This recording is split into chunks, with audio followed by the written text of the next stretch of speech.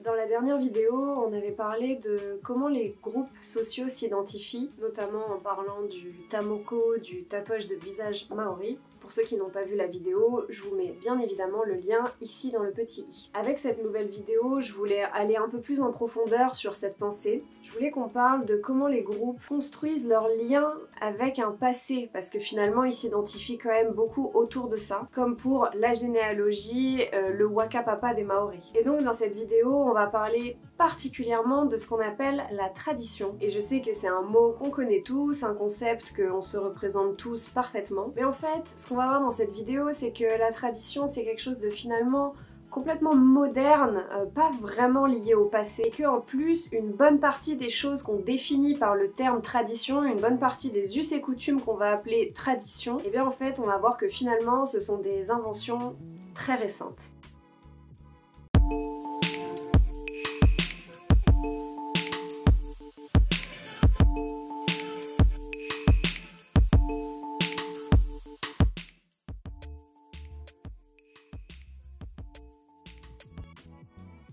Dans le langage anthropologique, on parle généralement de société traditionnelle ou de société moderne. Le clivage entre ces deux types de sociétés, c'est le passage d'une société holiste, donc où la communauté va compter plus que l'individu, à une société individualiste, l'inverse. On pourrait aussi dire passage de communauté à société ou de solidarité mécanique à solidarité organique.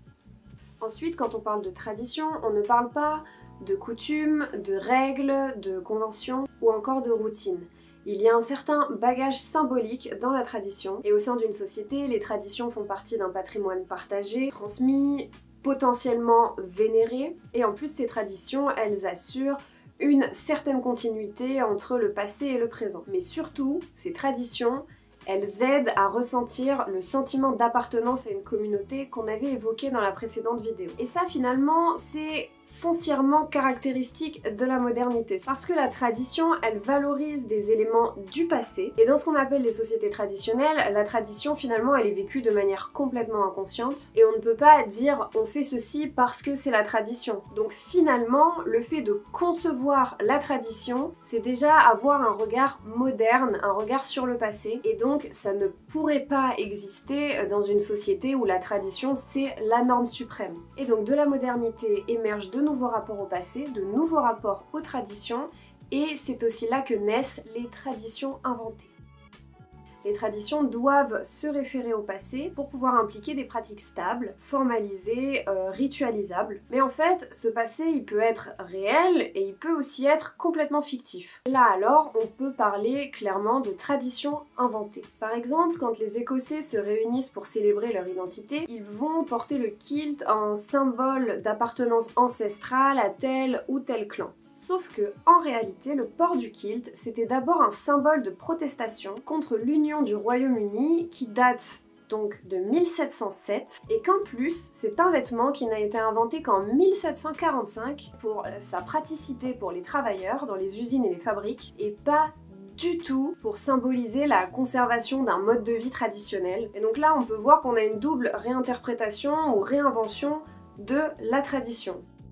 La théorisation des traditions inventées est due à deux auteurs, Eric Hobsbawm et Terence Ranger, qu'ils ont explicité dans un ouvrage qui date de 1983, où ils démontrent qu'un tas de traditions qui semblent très anciennes ont finalement des origines plus que récentes. Ces traditions inventées, elles peuvent même être vraiment difficiles à voir, parce que malgré tout, elles vont quand même se référer à des choses antérieures. Ce sont des réelles traditions, seulement c'est le passé qui peut être un petit peu manipulé avec le fil de l'histoire, par exemple à propos du génocide au Rwanda. Avant la colonisation, au Rwanda, il y avait des populations mélangées, on avait les Tutsis, les Hutus, mais aussi les Twa, etc.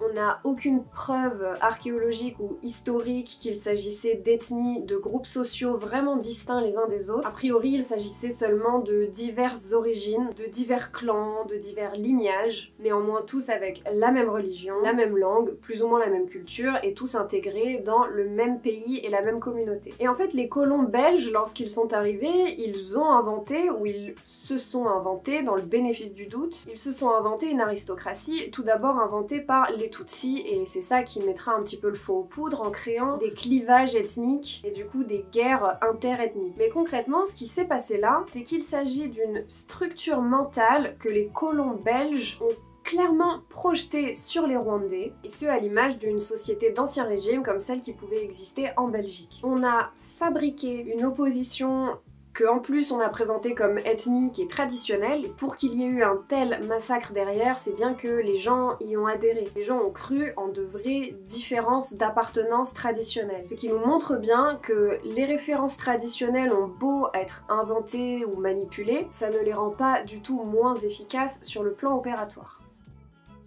Les traditions inventées, c'est quand on croit que quelque chose appartient à un passé mythique, ancestral, ce fameux c'est comme ça, on a toujours fait comme ça, alors que finalement c'est quelque chose de très récent, de potentiellement inventé, réinventé ou manipulé, et que ce n'est pas vrai, on n'a pas toujours fait comme ça. Mais pourquoi inventer des traditions? À quoi ça sert d'inventer des traditions? Il y a 3 types de traditions inventées. Celles qui établissent ou symbolisent l'appartenance à un groupe, celles qui vont plutôt légitimer des institutions, et celles qui vont plutôt inculquer des valeurs et des codes de conduite à adopter. Pour qu'une société accepte une autorité, elle doit être légitime. Dans les sociétés donc traditionnelles, les principes de légitimation vont passer par des choses extra-mondaines, c'est-à-dire le divin, les ancêtres, les relations de parenté, des choses qui finalement ne sont pas de l'ordre du social et qui viennent de l'au-delà. Par contre, dans les sociétés modernes et à principe démocratique, il faut trouver un moyen de légitimation dans le peuple, dans l'intramondain. Et avec le désenchantement du monde, le fait qu'on n'adhère plus à des religions et que le divin ne nous gouverne plus, la tradition n'est alors plus un fait de nature, mais un objet de convention.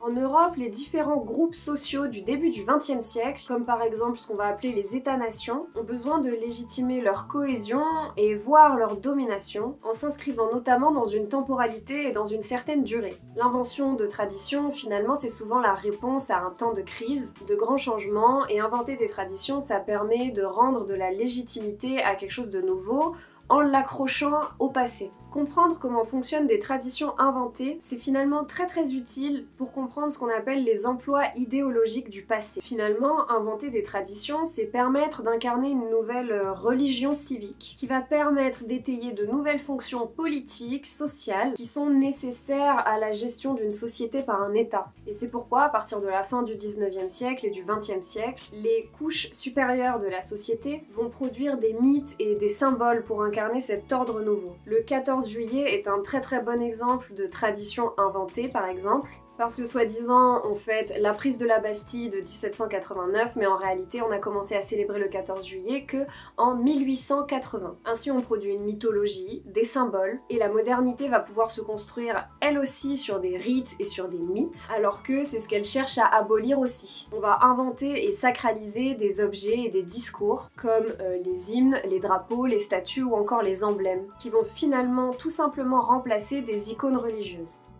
Finalement, l'étude des traditions inventées, ça met surtout en lumière la relation que peut avoir l'homme au passé ou à l'histoire. Et on en revient à cette idée que, encore une fois, tout est un petit peu malléable. Je vous avais déjà parlé du rapport à l'histoire, du rapport au temps dans une vidéo, je vous la mets en information si vous voulez la voir ou la revoir. Mais en tout cas, ce qui distinguerait, soi-disant, les traditions coutumières, donc les traditions inventées, ça serait cette histoire de continuité avec le passé. La continuité avec le passé serait donc a priori factice dans le cas des traditions inventées. Mais vous l'avez compris, en réalité, un lien avec le passé n'est jamais factice. Tout n'est pas que du fabriqué dans le rapport au passé, puisque finalement tout est question d'interprétation aussi. Et d'ailleurs, la conclusion de l'ouvrage de Ranger et Hobsbawm, c'est que ce soit l'une ou l'autre des traditions, donc la vraie ou l'inventée, toutes deux sont finalement toujours changeantes, et toutes les deux relèvent d'un même processus qui consiste pour la société à faire un espèce de bricolage, un espèce de recyclage, en fabriquant du neuf avec de l'ancien. Concrètement, à se transformer, à s'adapter au présent en conservant des traits du passé. Et dans ce cas-là,